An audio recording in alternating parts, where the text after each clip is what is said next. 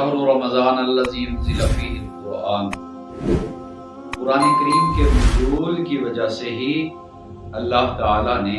رمضان المبارک کو یہ برکت عطا فرمائی ہے کہ اس کے اندر فرض 70 فرضوں کے برابر ہو جاتا ہے اور نفل فرض کے برابر ہو جاتا ہے۔ تو اس کی وجہ یہی اس آیت کریمہ میں اللہ بیان فرما رہے ہیں کہ الذی انزل فیہ القرآن، ہم نے اس قرآن کریم کو اس ماہ مقدس کے اندر نازل فرمایا ہے۔ تو جس مہینے کے اندر قرآن کریم کا نزول ہوا اس کی یہ عظمت ہو سکتی ہے۔ تو اگر ہم مسلمان قرآن کو دل و جان سے قبول کریں اور تسلیم کریں، اس کے ہر فیصلے کو مانیں، اس کے ہر حکم کو مانیں اور اس کے مطابق اپنی زندگی کو گزارنے کی کوشش کریں، تو پھر ہی مسلمان اس عروج پر پہنچ سکتے ہیں کہ جو در حقیقت منشاء خداوندی ہے اور جس کے بارے میں اللہ تعالیٰ نے قرآن کریم کے اندر فرمایا ہے انتم الاعلون ان کنتم مومنین، کہ تم اگر پکے مومن ہو جاؤ، میرے قرآن پر ایمان رکھنے والے بن جاؤ، قرآن کا ہر حکم تمہارے لیے حکم آخر ہو، قرآن کا ہر ارشاد اور ہر نہی تمہارے لیے نہیں ہو، قرآن کا ہر اثبات تمہارے لیے اثبات ہو، تو پھر ہی تم فلاح پا سکتے ہو۔ آج فلاح کے لیے ہم نے قرآن کو چھوڑ دیا ہے۔ میں نے اکثر بہت بڑے بڑے بزرگوں کو سنا،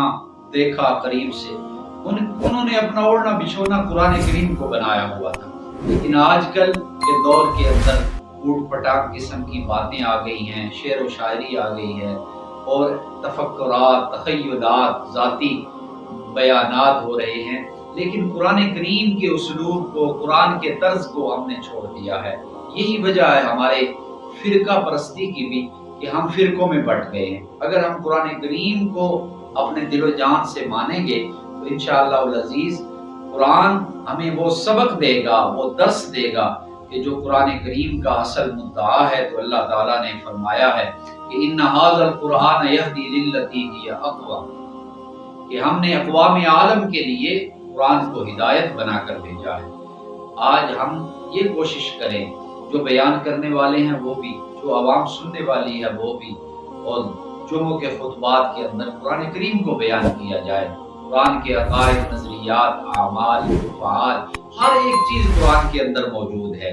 اور ہم اپنی طرز زندگی قرآن کریم کے ساتھ ڈالیں، قرآن کے ساتھ ہماری نسبت قائم ہو جائے۔ سال کے بعد یہ رمضان المبارک ہمیں قرآن کی یاد دلانے کے لیے آتا ہے کہ قرآن کریم کو ہم نے نازل کیا ہے اس مہینے کے اندر، قرآن کی سالگرہ مناؤ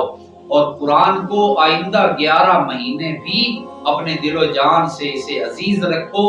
اور اس کا مطالعہ کرو، اس کو پڑھو، اس کو سمجھو، اس کے وہ احکامات کو احکامات جانو اور اس کی نواہی کو نواہی جانو، اور اس قرآن نے جو حکم دیا ہے اسے تسلیم کرو، قرآن نے جس سے روکا ہے اس سے رکو۔ اسی کے اندر ہماری فلاح ہے اور اسی کے اندر ہماری بہبود ہے، اسی کے اندر ہماری کامیابی ہے۔